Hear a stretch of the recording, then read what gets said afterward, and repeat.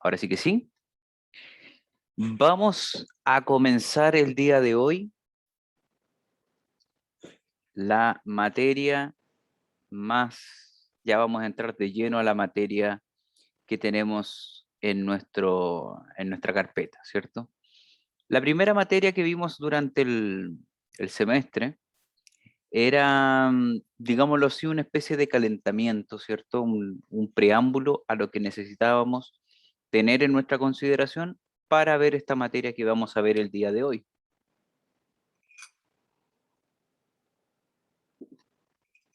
Y que vamos a comenzar a ver el día de hoy, mejor dicho, que tiene que ver con ya los procesos pirometalúrgicos como tal. Para ello, necesitamos, ¿cierto?, poder analizar y visualizar algunos aspectos que son relevantes a la hora de poder conversar acerca del tema de la pirometalurgia. Entonces, vamos a comenzar con la materia. Primero que todo, tenemos que hablar de la mineralogía que podemos encontrar y que nos interesa desde el punto de vista de la fundición. Primero, conversemos acerca de lo que ocurre con con los minerales, ¿cierto?, producidos en Chile, por lo menos. Nosotros tenemos una alta presencia de minerales, ¿cierto?, que van desde la región de Tarapacá hasta la región de O'Higgins, donde se concentra mayoritariamente la minería chilena, y un pequeño apéndice en la región de Aysén. Por concepto de flotación es producido la mayor cantidad de cobre, o es concentrado la mayor cantidad de cobre en Chile, mientras que Antofagasta viene siendo la excepción a la regla, en donde la mayor cantidad de cobre producido o concentrado es en forma de lixiviación, ¿ya? Entonces, se produce en forma de flotación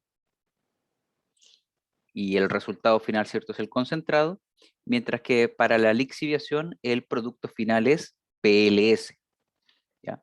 Entonces, Antofagasta es el que lo produce de manera mayoritariamente en forma de PLS, ¿ya? Región metropolitana, inclusive, por ejemplo, la región de O'Higgins, si vemos este mapa únicamente, la región de O'Higgins es la que produce única y exclusivamente cobre por medio de concentración. No producen ni un solo kilo de cobre por vía lixiviación, ¿ya? Eso hace que la balanza se mueva, ¿cierto?, en otra dirección, ¿ya? Y obviamente también no podemos perder de vista la producción de cobre como tal. Entonces tenemos acá el diagrama de flujo de producción de cobre, en donde partimos hablando de lo que ocurre en la mina, ¿cierto? Posteriormente viene la etapa de chancado y hasta molienda. De ahí todavía podemos ir hacia cualquier parte, ¿cierto? Pero eventualmente tenemos la parte de hidrometalurgia, que es lo que ustedes ven aquí, ¿cierto? Donde tenemos lixiviación, extracción por solvente, electroobtención. Por el otro lado, tenemos otros procesos como lo es, por ejemplo, partimos con la flotación, ¿cierto? Y después continuamos con secado, fusión, conversión, refinación y electrorefinación. La primera refinación que aparece, esta de aquí, tiene un apellido, ¿ya? No es cualquier refinación, es refinación a fuego, ¿ya?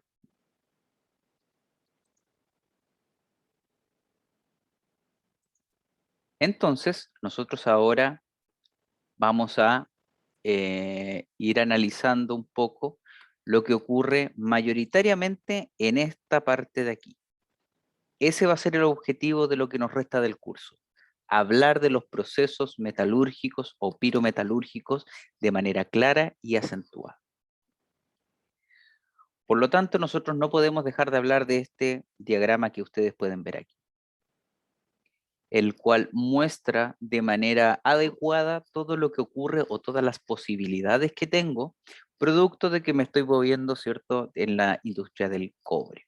Entonces, lo primero que tenemos, ¿cierto?, es concentrado de cobre, ¿ya?, que es producido vía flotación. Ese concentrado procede al proceso o a la etapa de secado, el cual puede ir a dos etapas. Bueno, a la misma etapa, solo que realizada de formas diferentes. La primera etapa es fusión a mata y la segunda etapa es fusión directa a blister, ¿ya? En estricto rigor, esta etapa de aquí, la de fusión directa a blister, en Chile no la encontramos. En ninguna fundición en Chile tiene esa tecnología. Bueno, entonces básicamente vamos a centrar la conversación hacia la otra rama, ¿ya? Después tenemos que la fusión, si pensamos en fusión a mata, su producto final, el producto importante de esa etapa es claramente la mata. Pero además tiene otro producto o subproducto que es escoria. Entonces, la escoria, primero, es enviada a una etapa de limpieza de escoria, la cual permite obtener subproductos a partir de la limpieza de escoria. La mata producida, ¿ya?, es el producto principal y es llevado exactamente a la misma etapa que el producto de la fusión. En este caso, la conversión, la etapa de conversión. Y finalmente, de la limpieza de escoria sale la escoria de descarte, que es una escoria muy pobre en cobre, ¿ya? Dependiendo de la fundición, ellos seleccionan o según la naturaleza operacional que ellos manejen, es es la limpieza, ¿cierto? O el orden de limpieza que tiene. Entonces, cuando la escoria es de descarte, ya está muy pobre en cobre. Después voy a mencionarles y voy a mostrarles cuáles son porcentajes aproximados de estas escorias de descarte. Posterior a eso, nosotros tenemos lo que es ya sea conversión discontinua o conversión continua. Nuevamente, en Chile, estamos aquí localistas, ¿cierto? La conversión continua no existe, ¿ya? Entonces, básicamente siempre vamos a hablar de conversión continua, discontinua, perdón, ¿ya? Seamos honestos, también me atrevo a decir 90% del cobre a nivel mundial utiliza este proceso, no la conversión continua, ¿ya?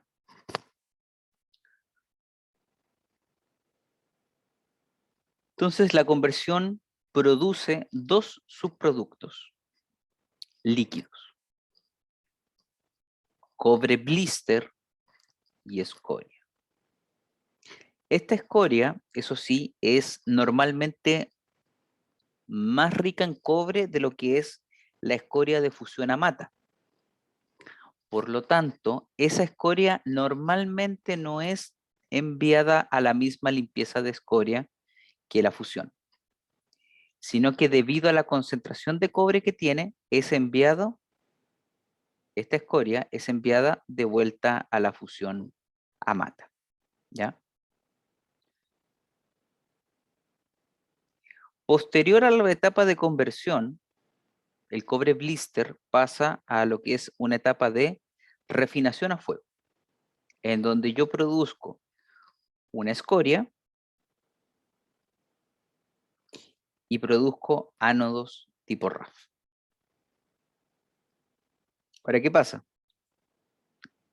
¿Cómo yo produzco estos ánodos? Bueno, esos ánodos se producen mediante la etapa de moldeo.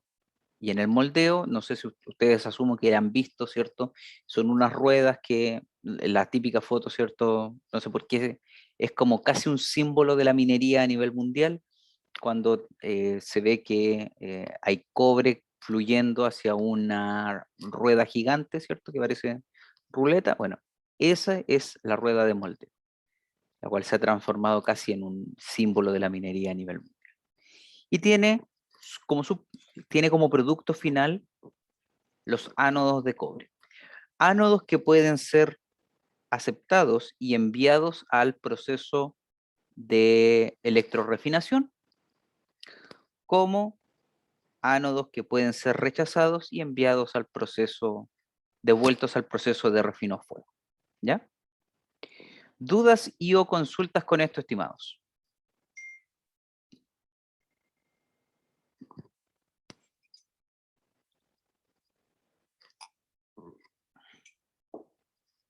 ¿Qué es el RAF, profe? Refino a fuego. Vale.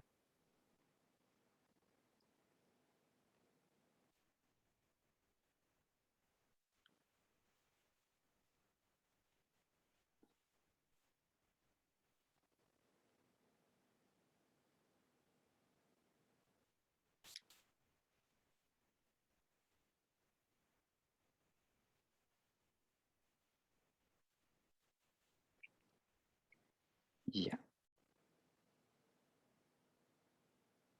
Entonces acá vamos a empezar ya a hablar de, vamos a empezar a contraponer y a comparar información que tenemos, ¿cierto?, de las distintas plantas en donde se trabaja la pirometalurgia. Tenemos, por ejemplo, tenemos 4 fundiciones.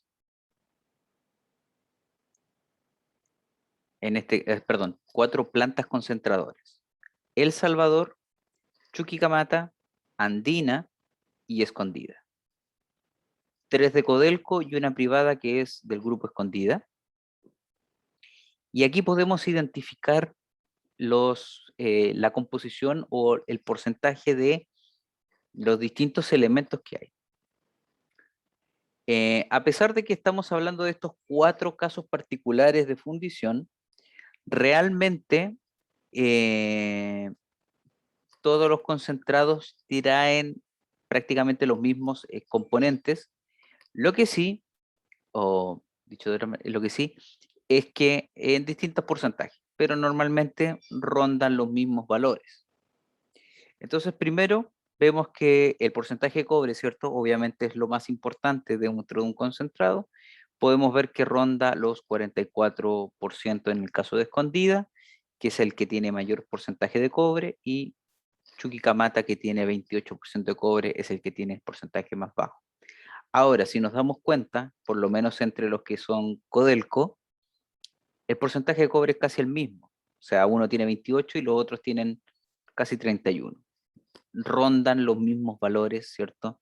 No es que se escapen tampoco y que Chuquicamata está por ahí abajo, no, simplemente que Escondida se escapa bastante. El siguiente componente que es bastante relevante, por algo aparece en segundo lugar, es el hierro, ¿ya? El que contiene mayor cantidad de hierro es Andina y el que contiene menor cantidad es Escondida. Son casos extremos. Posteriormente, azufre. El que contiene mayor cantidad de azufre, en este caso es Andina, y el que tiene menor cantidad de azufre es Escondida. Pero démonos cuenta que están todos en la misma línea. No es que se escapen muchos unos de otros. Estos 3 componentes o estos 3 elementos son los más relevantes a la hora de hablar del proceso de fundición. Cobre, hierro y azufre. Todo concentrado a nivel mundial tiene esos componentes y en un orden de magnitud muy similar entre ellos. O sea, básicamente, si ustedes hacemos una suma bastante rápida, el 80% del concentrado está distribuido entre cobre, hierro y azufre.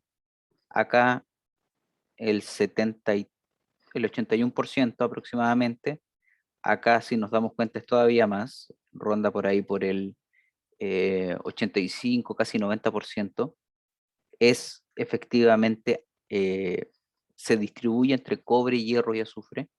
Y aquí podemos ver también que ronda por ahí mismo también eh, el mismo, tiene prácticamente el mismo comportamiento, que aproximadamente el 80% de todo el concentrado se distribuye entre cobre, hierro y azufre. Después tenemos los otros componentes. Acá no lo entregan como elemento, porque la verdad es que lo importante no es el elemento como tal, sino que es el compuesto. En este caso es la sílice, que ya empieza a verse de manera minoritaria en cada uno de los concentrados, y empezamos a tener otros componentes como alúmina, óxido de calcio y óxido de magnesio, y ya empezamos a tener los componentes minoritarios, ¿cierto? Como lo es azufre, antimonio, en ese mismo grupo está el bismuto, luego tenemos también el zinc y el plomo, tenemos el selenio, el níquel, y empezamos a tener trazas de oro, plata, ¿ya? Todo concentrado tiene, aunque sea pequeñas trazas, ¿cierto? De estos elementos. Y también tenemos lo que es mercurio, perdón. En este punto, el concentrado andina contiene también trazas de mercurio, ¿ya? Y el resto tiene lo que se llama inertes, que viene siendo que el resultante, la diferencia entre el 100% y el resto, marca lo que son los inertes, que hace alusión a componentes que la verdad no reaccionan con nada, no son relevantes, no son ni buenos ni malos. Si están bien, si no, también bien. No, no generan un gran problema su presencia o su no presencia. Entonces, la composición química de los concentrados luce de esta manera, ¿ya? En donde se ve marcado por la presencia de azufre y se ve marcado por la presencia claramente de cobre y hierro. Ahora, mineralógicamente hablando, los concentrados también es importante tenerlos en consideración. O sea, ya no solo el cuál es la cuantía de elementos, sino que además cómo es la composición mineralógica del concentrado. Entonces tenemos calcopirita, en donde mayoritariamente el concentrado de andina es calcopirítico, calcosina, que es un sulfuro de cobre, ¿cierto? Y que escondida tiene alto porcentaje de este sulfuro. Covelina, donde Chucky ya viene siendo como el rey de la covelina. Bornita, enargita, que Chuquicamata también tiene altas cantidades de enargita. Pirita, que ya aquí es un sulfuro de hierro, y que quien tiene mayor cantidad de este sulfuro es El Salvador. Molibdenita, sulfuro de molibdeno, y otros más, ¿cierto?, que podemos ir mencionando. Y también tenemos lo que es la ganga, que es básicamente la evidencia de mineralógica de los distintos componentes que hay en el concentrado, ¿ya? Entonces, pregunto, ¿qué tienen en común los primeros componentes o los componentes mayoritarios que tiene cada uno de los concentrados? ¿Cuál es su denominador común? cobre y el azufre. Y mineralógicamente, ¿cómo se denominan ellos? Sulfatos de cobre. Sulfuros de cobre. Perdón. ¿Ya? Pero no pida perdón, si es una corrección nomás. Profe, por eso la escondida tiene mayor porcentaje de cobre, porque tiene una mayor concentración de calcosina. Sí, debido a que la calcosina es casi puro cobre, mineralógicamente, entonces el porcentaje elemental de cobre aumenta por eso. Y por eso andina tiene una cantidad no menor de hierro, ¿cierto? Es la que más tiene.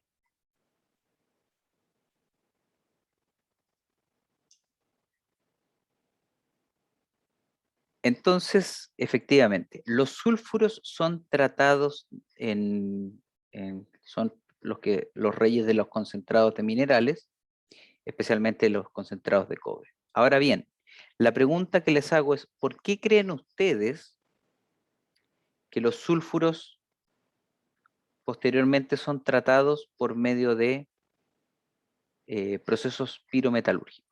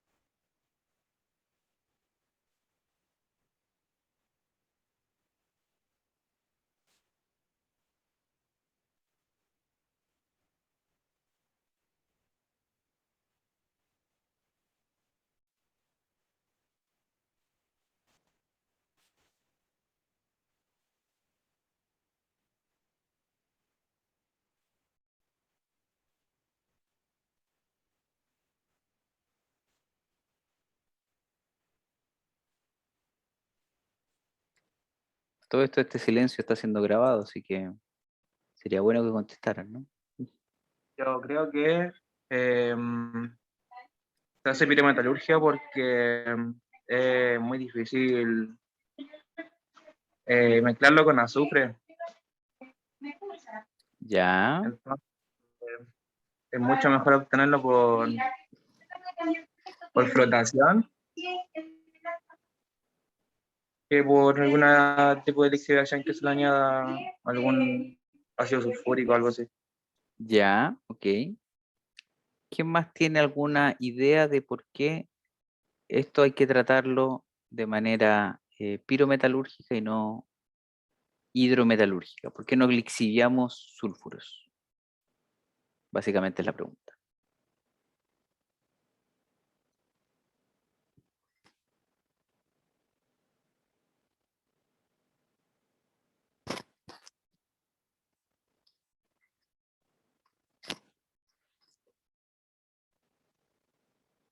Para poder eliminar el azufre.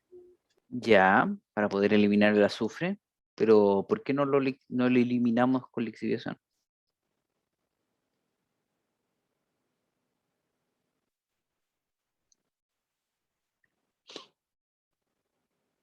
Sería más costoso. Podría ser, pero no es no es un motivo muy adecuado. ¿Por qué? Porque lo que es la pirometalurgia del cualquier sulfuro, ¿ya? Por ejemplo, la molibdenita, Para yo tratar este componente, ¿cierto? Yo lo que tengo que hacer es agregarle oxígeno. Y esto va a producir, puede producir óxidos o puede producir o considerar eventualmente que genero el molibdeno metálico. No pasa así, pero vamos a hacer esa suposición para efectos docentes, ¿cierto? Y voy a generar SO2. Entonces balanceamos aquí, ¿cierto? Serían 2 de este y me quedaría, ¿cierto? 2 de eso, para que esté balanceada la ecuación química. Entonces, ¿cuál es la gracia de estas reacciones? La gracia de estas reacciones es que son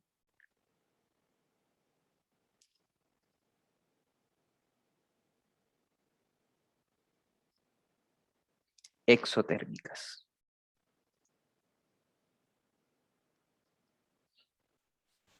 Entonces, ¿qué es lo que ocurre?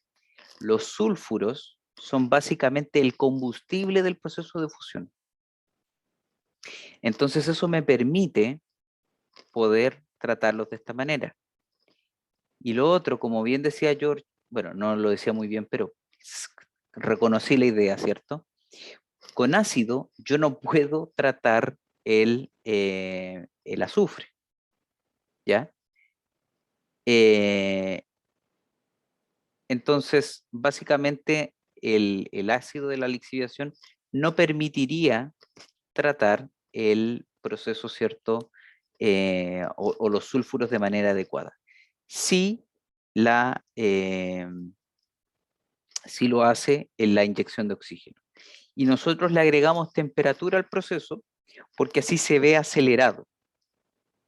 Si yo le agrego oxígeno al mineral, lo más probable es que sí alcance eh, logre convertirse o logre la reacción química que yo espero de manera acelerada, ¿cierto? Llegue, pero no muy rápido. Bueno, le agregamos temperatura para que sea todavía más rápido, ¿ya?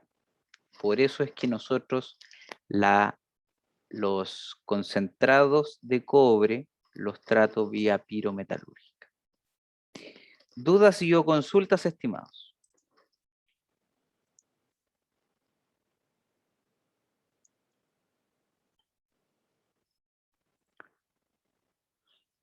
Profe, Sí, a mí no me quedó muy claro lo que recién acaba de explicar, lo de exotérmico. lo que pasa es que cuando yo tengo mi reacción química, eh, primero que todo, en los concentrados, ¿cierto? Yo lo que hago es inyectarle aire. La oxidación del oxido, si se puede decir, los concentrados, con el fin de eliminar el azufre. Yo quiero que quede el elemento solito.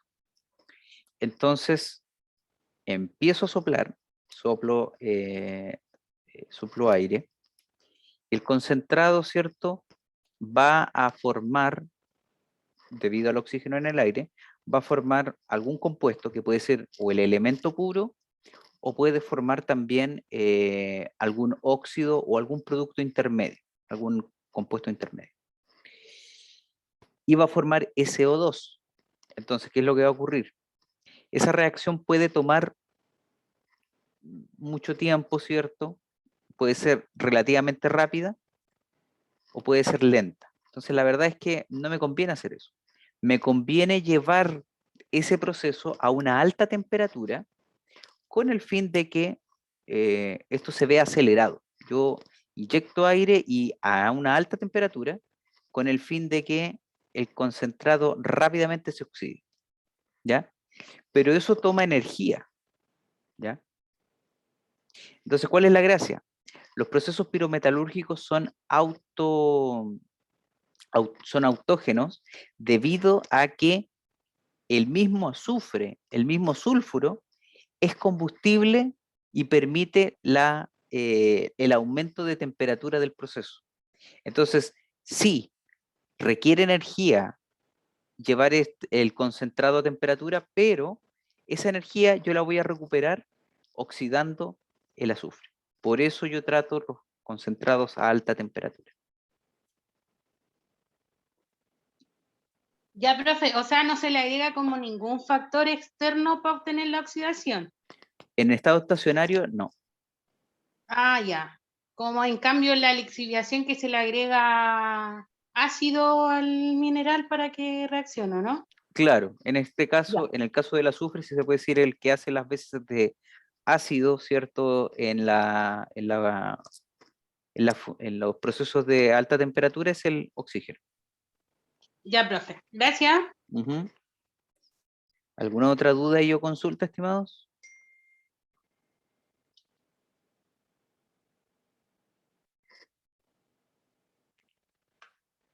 Ya. Entonces,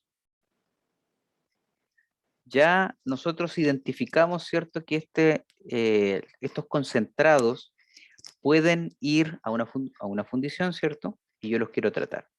Ahora vamos a ponernos en una situación que amerita ser considerada, ¿cierto? Y es que tenemos que fijarnos en las fundiciones que hay en Chile. ¿Ya? Esta clase va a ser sumamente localista y vamos a hacer alusión siempre, de aquí en más, a lo que ocurra en Chile. Vamos a reconocer que existen cosas en el extranjero, ¿cierto? Existen otras fundiciones en el mundo y existen otras tecnologías en el mundo, pero nos vamos a centrar en Chile porque la verdad es que en Chile se encuentra básicamente la historia de la pirometalurgia como tal. ¿Ya? Entonces, lo primero que yo tengo que hacer con estos concentrados es prepararlos. Yo preparo la carga. ¿Por qué preparo la carga? Esa respuesta, para poder tener esa respuesta y mencionarla, yo necesito primero mencionarles esto que están viendo aquí. Que existen en Chile, y esto, ojo, aquí hay que ser sumamente honestos, exceptuando China, sí, únicamente China, la realidad a nivel mundial es que la verdad no las he contado, pero exceptuando China, Chile debe ser el país que tiene más fundiciones en el mundo, que aún así no es suficiente, ¿ya? Entonces, Chile tiene 7 fundiciones. Chuquicamata, esto es de orden de norte a sur. Chuquicamata, que coincidencialmente es la que más cobre produce, más toneladas de cobre fundido produce, que en este caso son 450 o mayor tonelaje de ánodos de cobre produce, que son 450.000 toneladas al año de ánodos de cobre. Un poquito más al sur tenemos a Alto Norte, que es de la empresa Glencore, Strata, y que es la tercera más importante en Chile, que son que produce al año 350.000 toneladas de cobre anódico al año. Le sigue ahora, esto es, ojo, de norte a sur, Potrerillos, que es una fundición que se encuentra en la región, bueno, que se encuentra asociado a lo que viene siendo, se me olvidó el nombre, El Salvador, y produce 177.000 toneladas de cobre anódico al año. Hernán Videla Lira, que produce únicamente 84.000 toneladas de cobre al año. Ventanas, que es de Codelco, y que produce 105.000 toneladas de cobre al año. Chagres, perteneciente a Anglo American, que produce 140.000 toneladas de cobre al año. Y Caletones, que está asociada a Teniente y que produce 400.000 toneladas de cobre anódico al año. Lo que se traduce en que Caletones es la segunda fundición más grande de Chile. ¿Ya? A nivel mundial, Chuquicamata, Alto Norte y Caletones se encuentran dentro de las top del mundo. ¿Ya? A nivel mundial son de las fundiciones más grandes del mundo. ¿Ya? Importante recalcar, porque también hay que hacer hincapié en eso cada vez que hablamos de minería. Primero que todo, lo primero que ustedes tienen que entender es que la minería es un negocio. ¿Ya? Y para ejemplificar esto, podemos ver que de las 7 fundiciones que hay en Chile, 5 son de empresas estatales. Solo hay 2 privadas, Alto Norte y Chagres. Del mundo, ¿cierto? Estatal, tenemos las que son de Codelco, Chuquicamata, Potrerillos, Ventanas y Caletones, y de NAMI, que es Hernán Videla Lira. ¿Ya?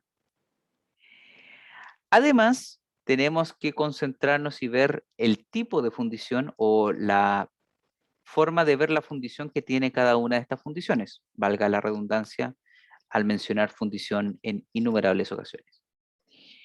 Chuquicamata, mejor lo menciono al revés. Alto Norte y Hernán Videla Lira son las únicas 2 fundiciones que no están asociadas o integradas con una mina, ¿ya? No así Chuquicamata, que obviamente tiene la mina de Chuqui, no así Potrerillos, que tiene asociado al Salvador, no así Ventanas, que tiene asociado lo que es Andina, y y asociado también lo que son concentrados de otras mineras más pequeñas, y además de mineras del tipo Pirquineros.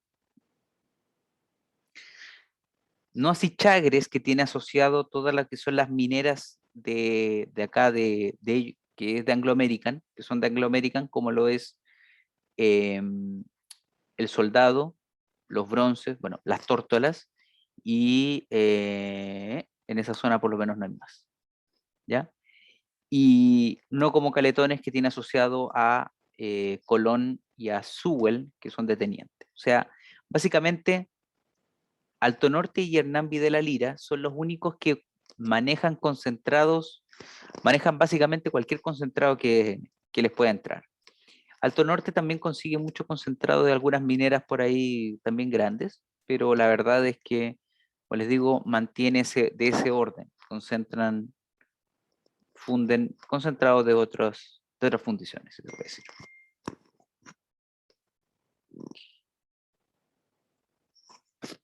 ¿Ya? Entonces, esa es la historia, y eso es cómo ocurren o cómo tenemos las fundiciones a nivel nacional. ¿Ya? ¿Alguna duda y o consulta, estimados? No, profe.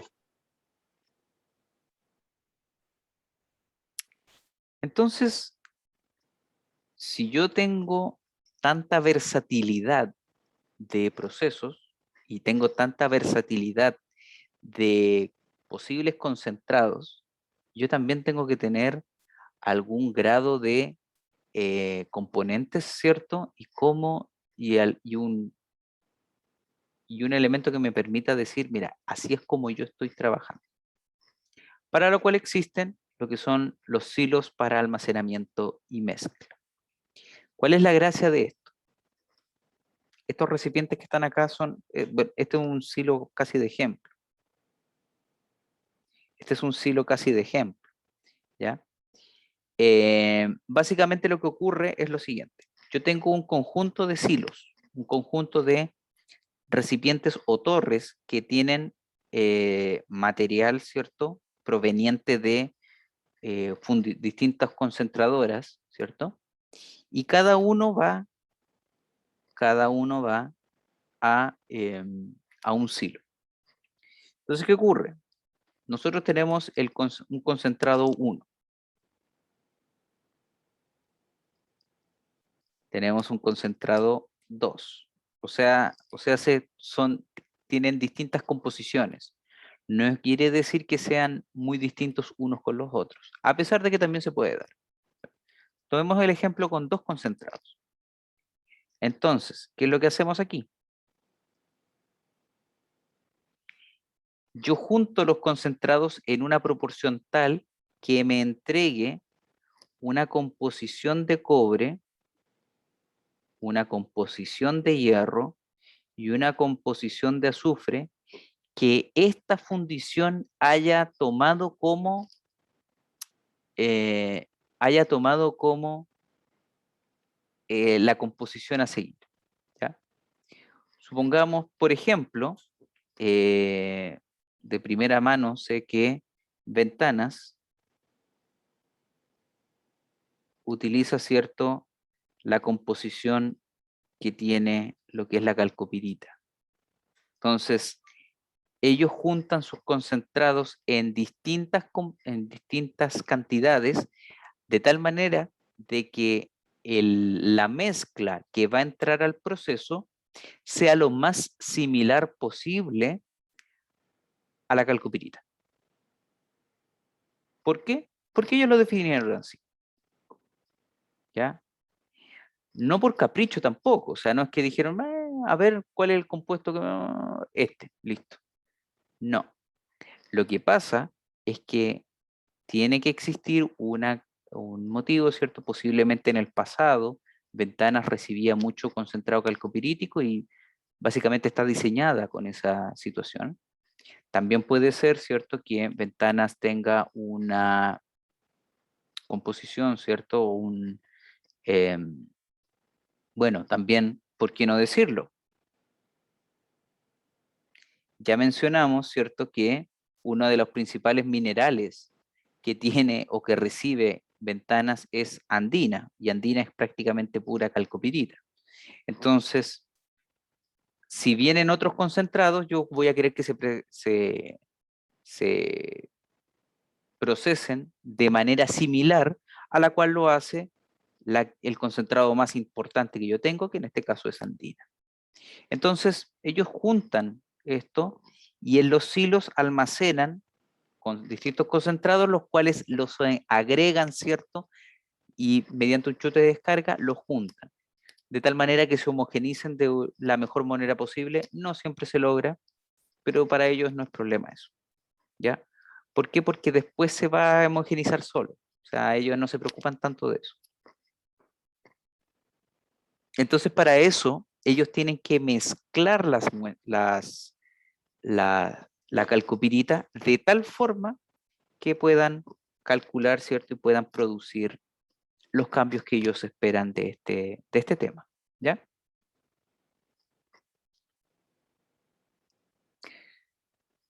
Entonces, la verdad es que es un paso bien importante en las fundiciones, no solo las que no tienen asociados distintas concentradoras, sino que además las que sí tienen una concentradora única, ¿ya? Debido a que estas también tienen un cierto orden y tienen unas ciertas regulaciones que cumplir. Veamos el flowsheet de Hernán Videla Lira de Paipote. Paipote para los amigos. Todo parte con el abastecimiento, ¿cierto? Nosotros entregamos y recepcionamos concentrado, ¿ya? Y esa recepción, esos productos son preparados, son mezclados de tal manera de que van a tener una concentración que a ellos les interese. Normalmente, y también eso va a depender, ¿cierto?, de Paipote, pero lo más probable es que también se haga el copirítico. La planta de secado, el material preparado pasa a la planta de secado, el cual es inyectado o enviado a el horno de fusión, que en el caso de Paipote, el horno de fusión es el convertidor teniente. El convertidor teniente tiene dos productos. Uno es el que no se quiere como tal, que es la escoria, la cual es la escoria es tratada ya en lo que se denomina un horno eléctrico de limpieza de escoria, el cual tiene como producto final, el producto querido, ¿cierto? Es exactamente el mismo que tiene el convertidor teniente, que es el metal blanco. El convertidor teniente y el horno eléctrico de limpieza de escoria producen exactamente el mismo producto, metal blanco. ¿Ya?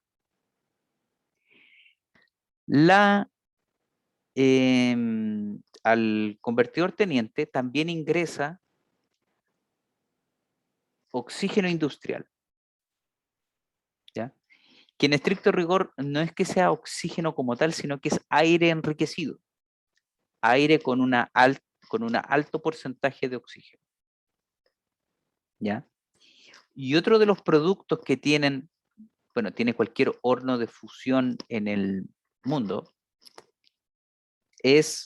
son gases, mayoritariamente representados con el anhídrido sulfuroso. Y este se va a una planta de ácido en donde se produce ácido sulfúrico. ¿Ya? El metal blanco que se produce tanto en el horno eléctrico como en el convertidor teniente pasan a lo que se denomina un convertidor Peirce-Smith o CPS para los amigos. También tiene inyección de precipitado, ¿cierto? Que ellos lo mencionan así. Y esto tiene dos subproductos. Gases, los cuales son enviados a la planta de ácido y forman ácido sulfúrico. Y cobre blister, el cual ingresa al horno de refino a fuego, ¿ya? Produciendo cobre anódico y posteriormente esos ánodos terminan en una rueda de moldeo, ¿cierto? Y son enviados, ¿cierto?, a otra planta para poder continuar con el tratamiento. Ahí se termina el proceso de paipote.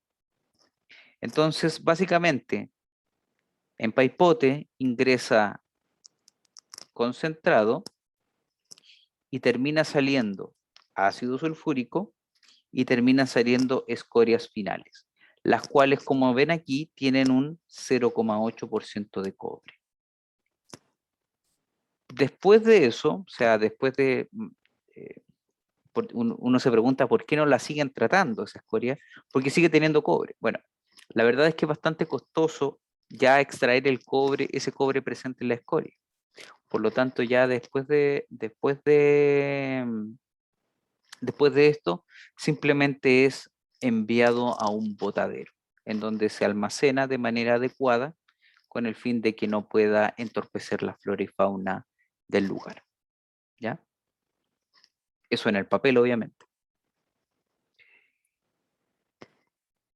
Eso, ¿alguna duda o consulta con respecto a este flowsheet?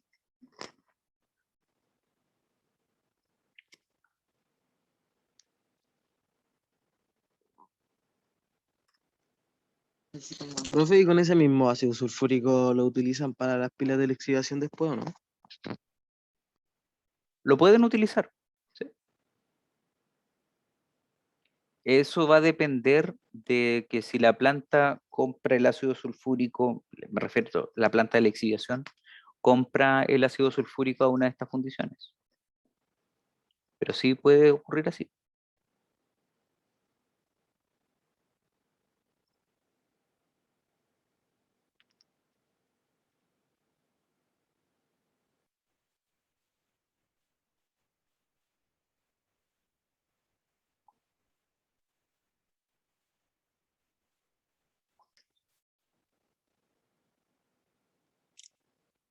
¿Ya?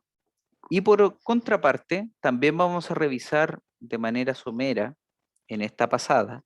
Después vamos a ir cada vez profundizando en cada uno de estos elementos.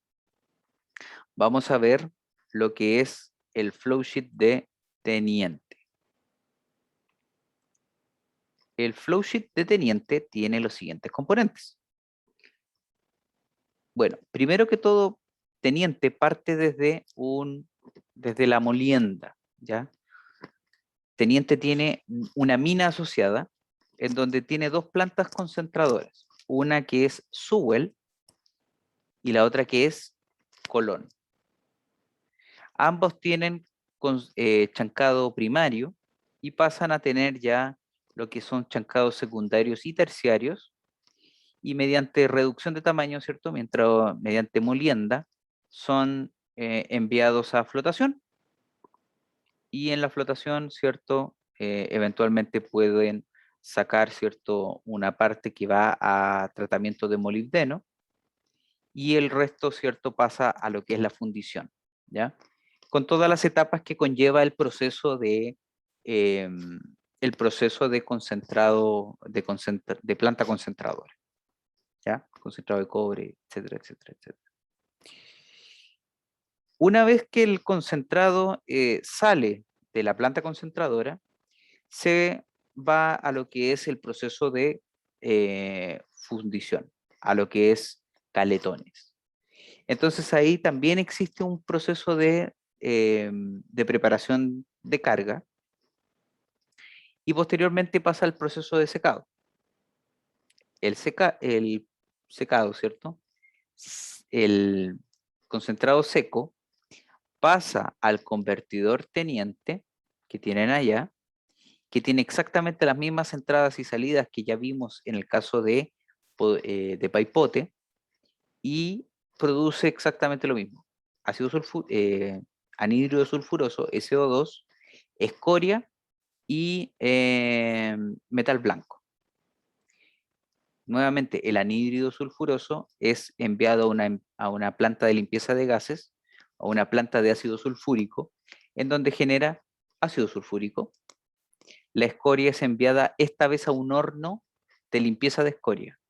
No es un horno eléctrico de limpieza de escoria, en donde ese horno tiene como productos importantes, ¿cierto? El metal blanco, que es exactamente el mismo producto del convertidor teniente, escoria final que se va al botadero y eventualmente gases también. Y como medio de calentamiento utiliza aire y carbón, ¿ya? El metal blanco que se produce tanto en el convertidor teniente como en el horno de limpieza de escoria es enviado al convertidor Peirce-Smith. Y en el proceso de conversión nuevamente se produce tanto cobre blister como gases de salida y como escoria. Nuevamente acá la escoria no es tratada en un horno de limpieza de escoria, sino que es enviado a lo que es el convertidor teniente. Se trata de devolver al convertidor teniente. Em, y el cobre blister es tratado en un horno anódico o en el horno RAF, según corresponde. Entonces, cada uno de estos hornos produce cobre anódico, y ese cobre anódico es enviado, ¿cierto?, a las respectivas ruedas de moldeo, y ahí producen lo que son los ánodos de cobre y obviamente los que son aceptables según los parámetros que se tengan. ¿Ya? ¿Dudas y o consultas del flowsheet de teniente?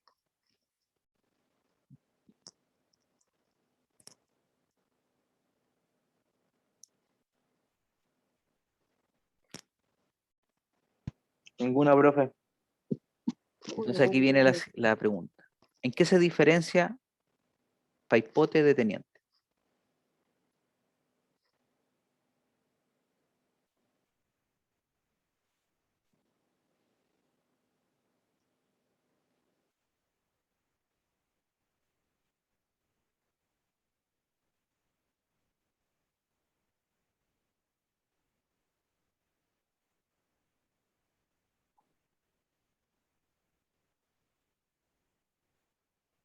¿En qué se diferencian?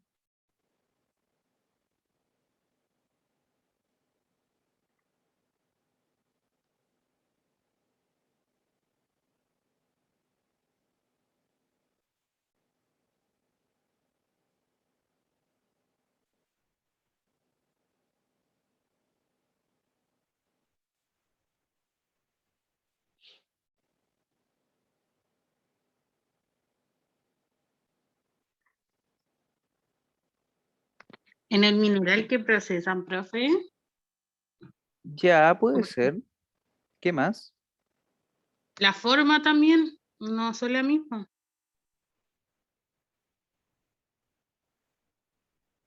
Ya. Tenemos, tenemos cierto, primero que todo, ya lo había dicho antes, pero sigue siendo algo a destacar, ¿cierto? Que Teniente tiene asociada ya las minas mencionadas, ¿cierto? Lo que viene siendo lo proveniente de Sewell y lo proveniente de Colón, ¿cierto? Esos son concentrados que vienen de ahí. Lo cual nos trae a colación un concepto que, a pesar de que no es exclusivo de las fundiciones, cuando existe una fundición se ve un poco más, no voy a decir que se ve más acelerado, pero la verdad es que también se aplica, que es el floreado de la mina.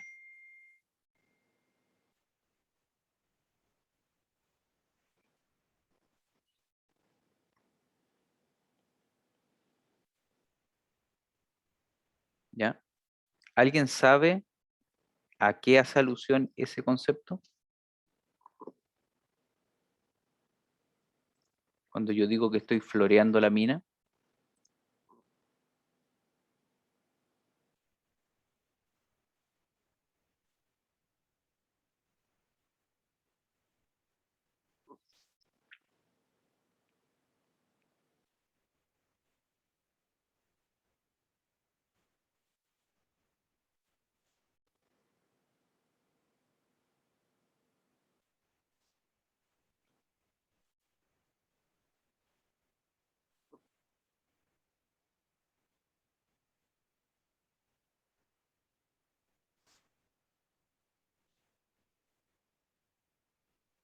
Pueden decir que no también, ojo, es una respuesta válida.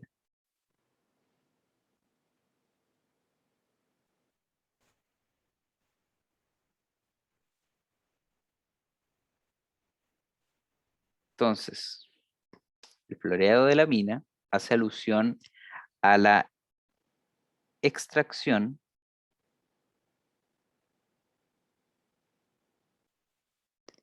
eh, acelerada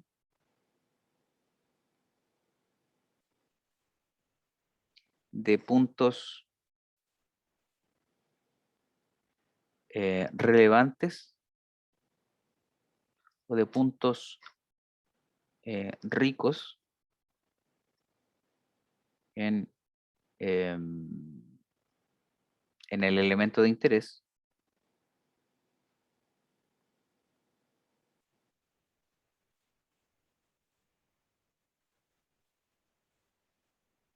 ¿cierto? En el elemento de interés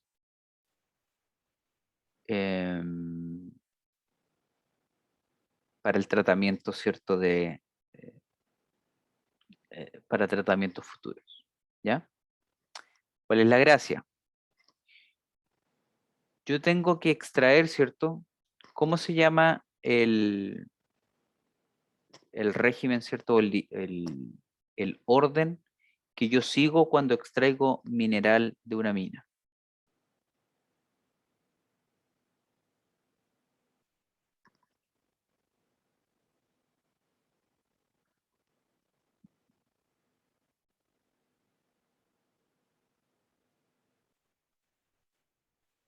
¿Cómo, profe?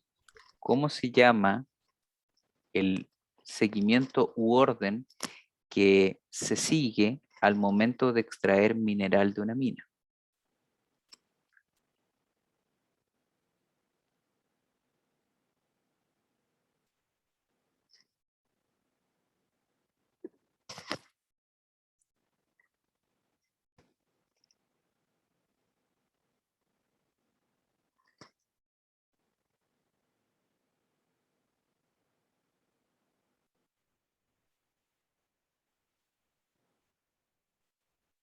El cargué y transporte, ¿no?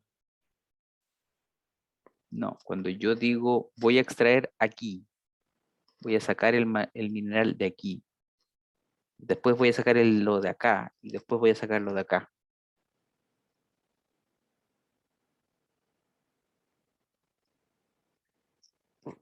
Profe, primero como que se hace un testeo en distintos lugares para ver cuál tiene mayor ley. Ya, ok. ¿Y después qué se hace?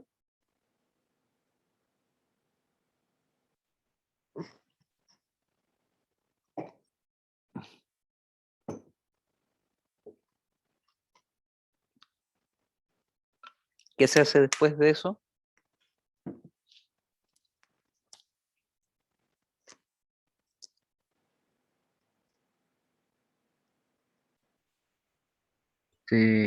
Con el testigo se lleva al laboratorio, ¿no?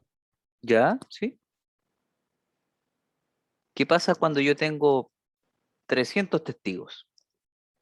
Extraje 300 testigos. ¿Qué hago con eso?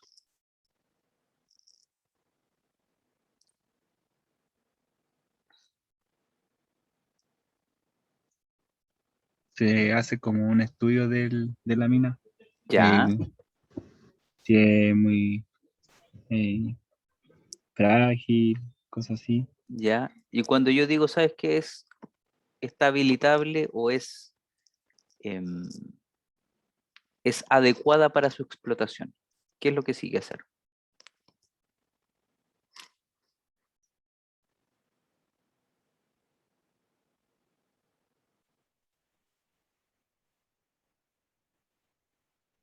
Se busca cómo va a ser el método de explotación. Ya, Cielo abierto, subterráneo. ya. Supón cielo abierto, rojo abierto. ¿Qué se hace después?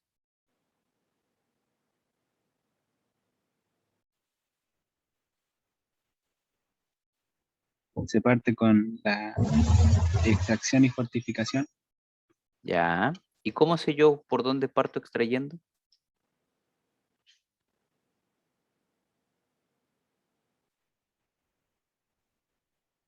Primero tiene que Ahí saber el mineral, Ya. si es óxido sulfuro. Ujú.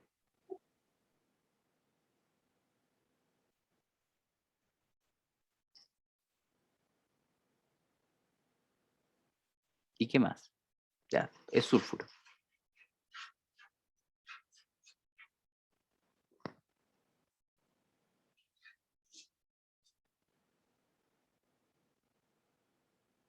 ¿Qué más? ¿Qué sigue después de eso?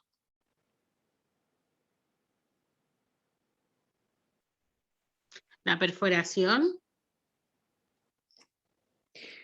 No. Ya.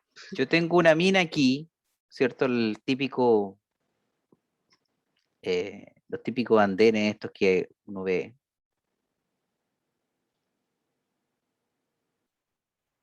Y yo digo, hago la perforación, la tronadura, lo hago aquí. Y mañana voy a hacer lo mismo, pero aquí. ¿Cómo sé yo o cómo la gente, cómo el que hace la tronadura sabe que tiene que extraer de ahí, de lo que está en rojo y no de lo que está en morado?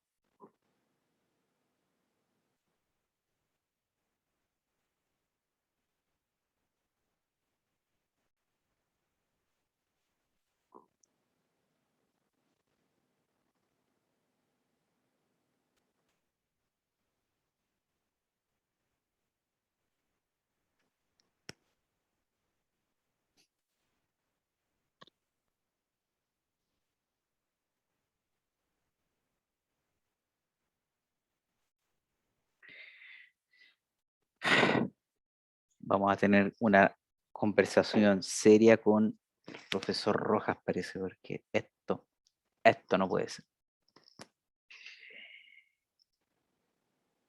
Lo que se hace aquí, ¿cierto? Es un plan minero, en donde yo voy, existen técnicas, ¿cierto? En donde yo voy diciendo, mira, yo tengo que extraer esto en estos momentos para poder cumplir con mi plan minero. Yo necesito que el extraer 500 toneladas al día, 1000 toneladas al día de la mina, entonces tengo que extraer ese bloque de ahí porque esos son 1000 toneladas que me van a permitir la sustentación de la mina, ¿cierto? Y cada bloque, lo que se denomina, ¿cierto? El block caving,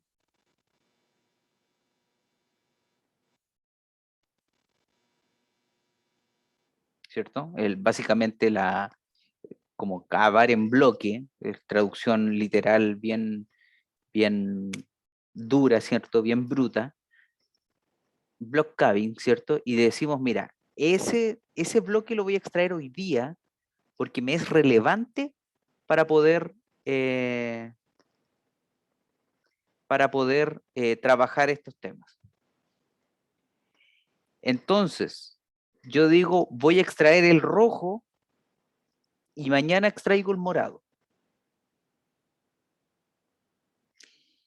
Cuando yo extraiga el rojo, le voy a estar entregando a la fundición un cierto concentrado, trae asociado eso. Entonces, ¿cuál es el floreado de la mina? En que yo tomo un bloque que no debería extraer el día de hoy, pero no importa, lo extraigo igual para poder entregarle la mejor, el mejor concentrado posible a la fundición y así puedan extraer la mayor cantidad de cobre posible. ¿Ya? Eso es floreado de mina y eso se ve patentemente en las fundiciones. Muchas veces la fundición habla con la mina para poder decirle, mira, necesito cobre, no me están mandando cobre, y los de la mina dicen, tranquilo, yo te envío. Y empiezan a sacar bloques que no les corresponde por motivos de programación. Entonces lo sacan, lo extraen y lo envían ¿cierto?, al proceso de concentración, ¿cierto? Y eso va a llegar eventualmente como concentrado a la fundición. Ese es el floreado de mina, ¿ya? Entonces,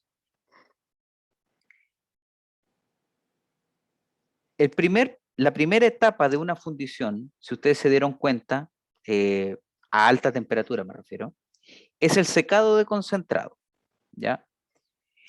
El secado de concentrado no es otra cosa que eliminar el líquido, eliminar la humedad o disminuirla de gran manera, disminuir la humedad del concentrado mediante temperatura. Básicamente yo evaporo el agua.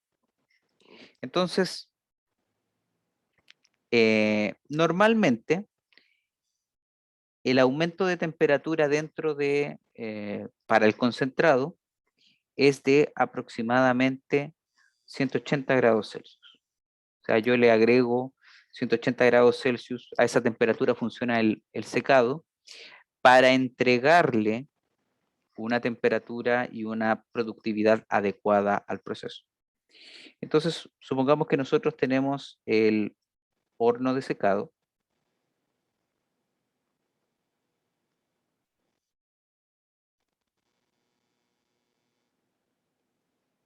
en donde ingresa un concentrado húmedo,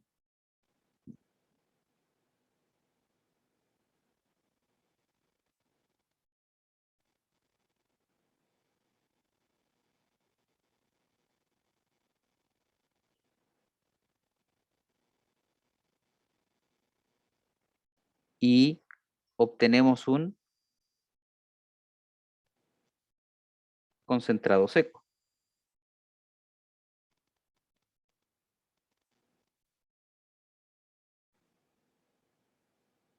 Entonces, el concentrado húmedo normalmente tiene un porcentaje de humedad entre 8 y 10%.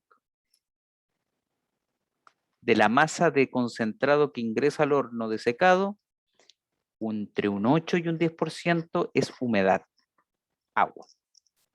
¿Ya? Y cuando yo aplico el proceso de secado, el concentrado seco ronda en humedad el 0,2%. ¿Ya?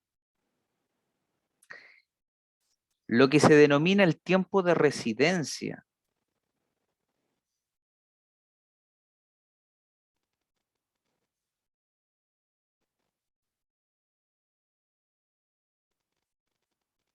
del concentrado dentro del horno ronda los 3 minutos. O sea, desde que una partícula de concentrado ingresa al horno de secado hasta que sale, pasan 3 minutos. Y eso se logra gracias a este tiempo de residencia.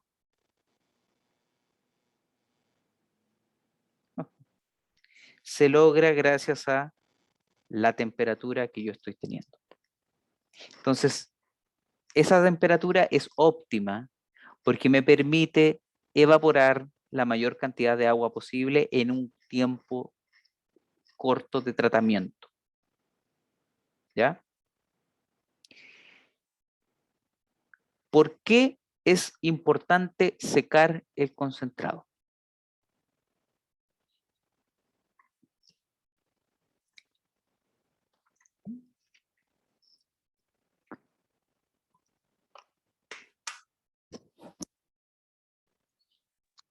Porque el agua ocupa energía de la reacción.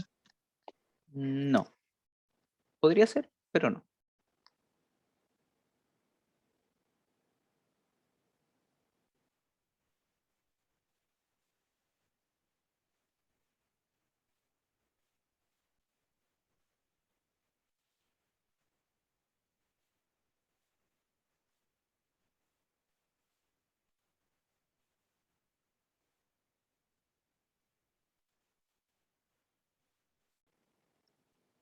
¿Por qué sería relevante hacer el secado? La etapa de secado.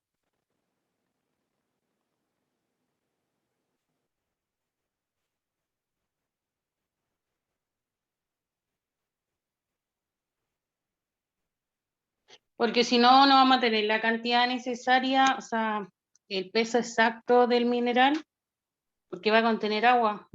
Ya podría ser. ¿Cierto? Tiene sentido. No es la opción más correcta, pero tiene sentido. ¿Por qué podría ser relevante hacer el secado?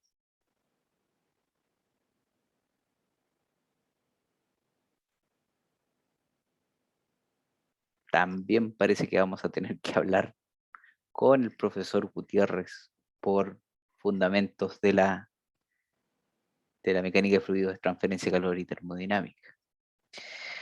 ¿Por qué es relevante hacer el proceso de secado? Porque las etapas siguientes, ¿ya?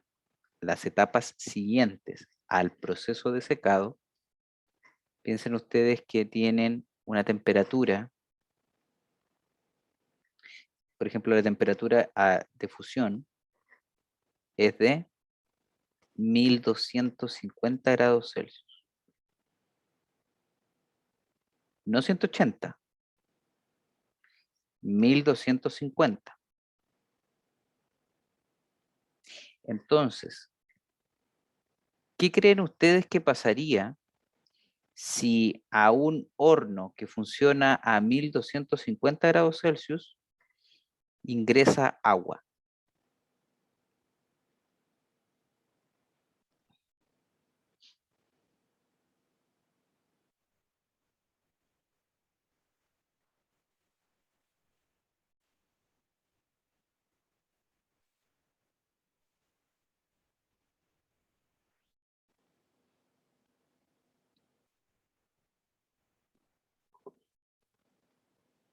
¿Qué pasaría?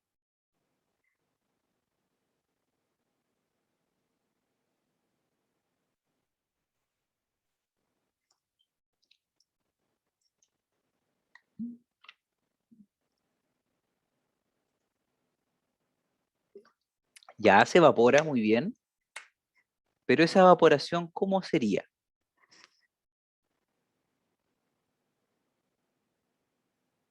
Esa Brusca. evaporación sería explosiva. Ese vapor de agua causaría explosiones al interior del horno, lo que conllevaría a daños innecesarios.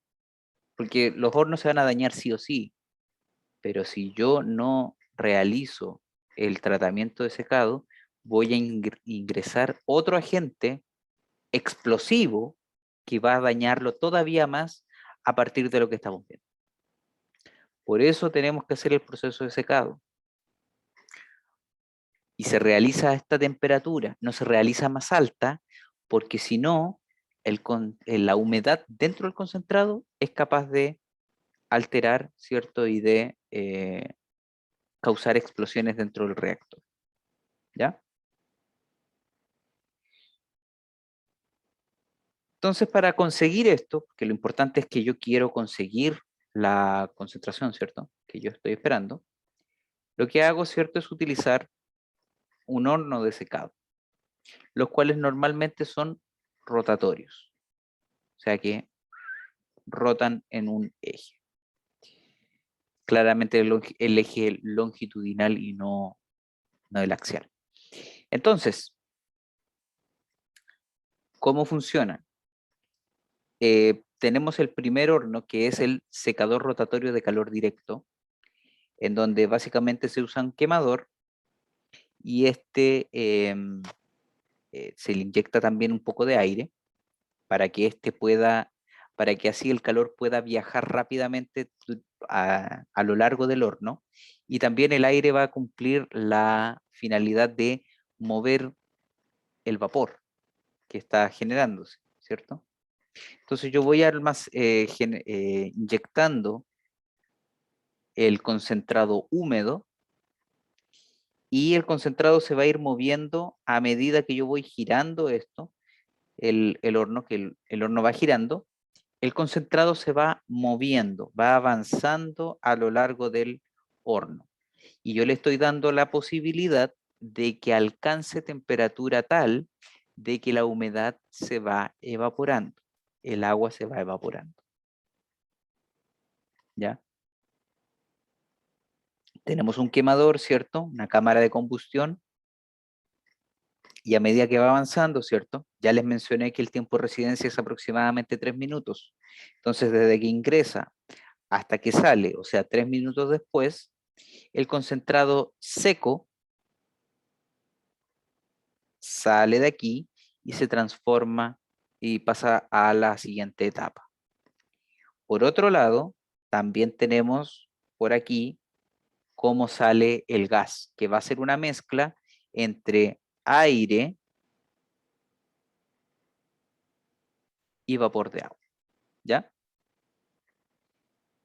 Y bueno, tiene una serie de elementos mecánicos que ayudan a que este gire, que no son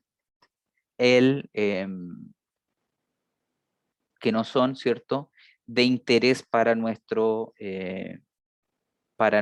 asignatura, así que no lo vamos a mencionar de gran manera.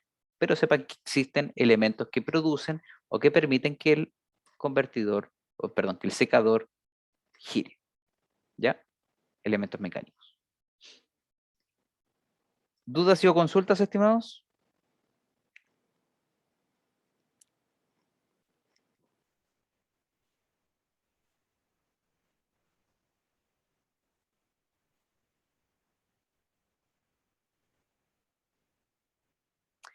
Y el segundo tipo de horno de secado que nosotros tenemos en la industria es el horno rotatorio, pero de calor indirecto.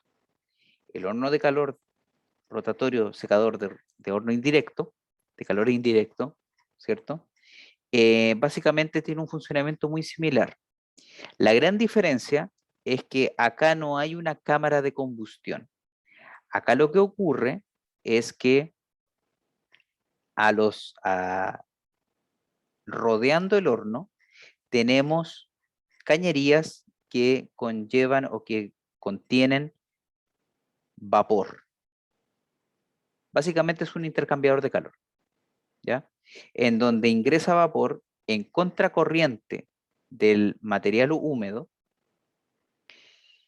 Por aquí ingresa el material y a medida que va avanzando se encuentra con estas cañerías, no directamente, por eso el nombre indirecto, sino que va avanzando y las cañerías con el vapor van calentando al reactor, al horno, y a medida que va avanzando, a su vez se calienta también el concentrado y eso genera la evaporación.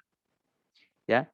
Entonces, aquí, como ustedes se dan cuenta, no existe un ingreso, no existe una inyección de aire ni tampoco un quemador. Entonces aquí simplemente esto va avanzando y lo que ocurre, ¿cierto? Es que aquí se expulsa el gas, ¿cierto? El vapor, ¿ya? Y por aquí también sale lo que es el condensado, ¿ya? El cual también es apoyado por la parte acá de anillos de colector no condensables.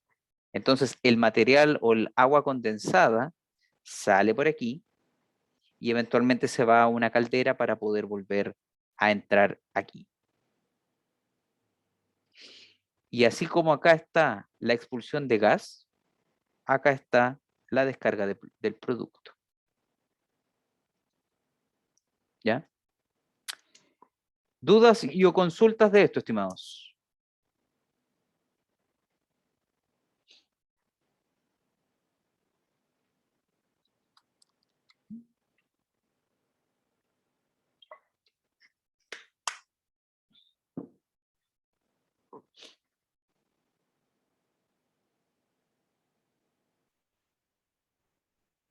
Profe, Dígame.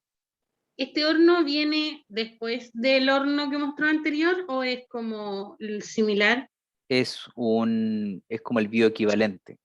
Tú tienes Ah, ya, o el anterior o este. ya, profe. Gracias. No problema. ¿Alguna otra duda y o consulta, estimados?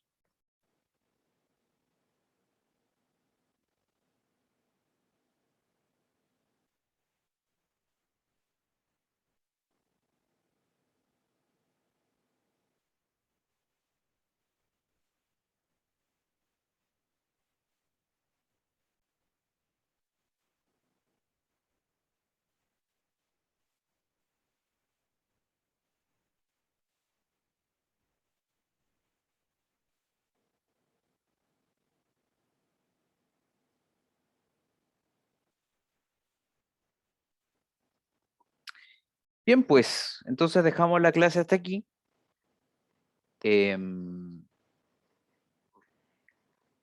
Básicamente, dejamos la materia hasta aquí. La próxima, durante el día de mañana, voy a subir un video y va a quedar en aula, ¿cierto? Bueno, es un video que grabé para otra asignatura, pero es acerca de la construcción de una planilla Excel para cálculo de RAC, obviamente aplicado a combustibles. Entonces, no es exclusivo de, pero es un trabajo grupal. ¿Cuáles son los grupos? Los mismos de los laboratorios.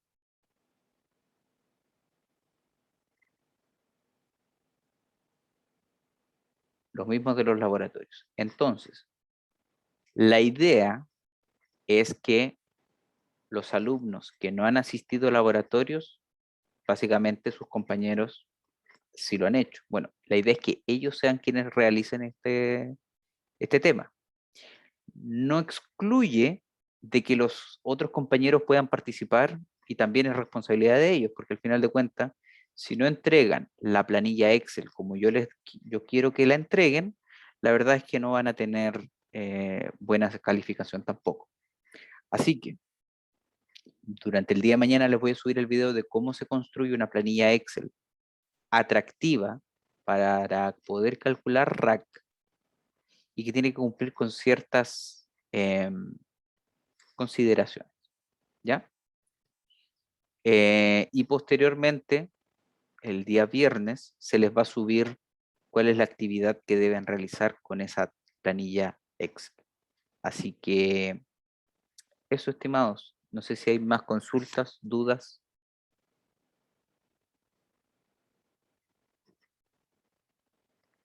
Profe, después de que se sube el trabajo al aula, ¿cuánto plazo hay para entregarlo? Una semana. Una semana. Ya.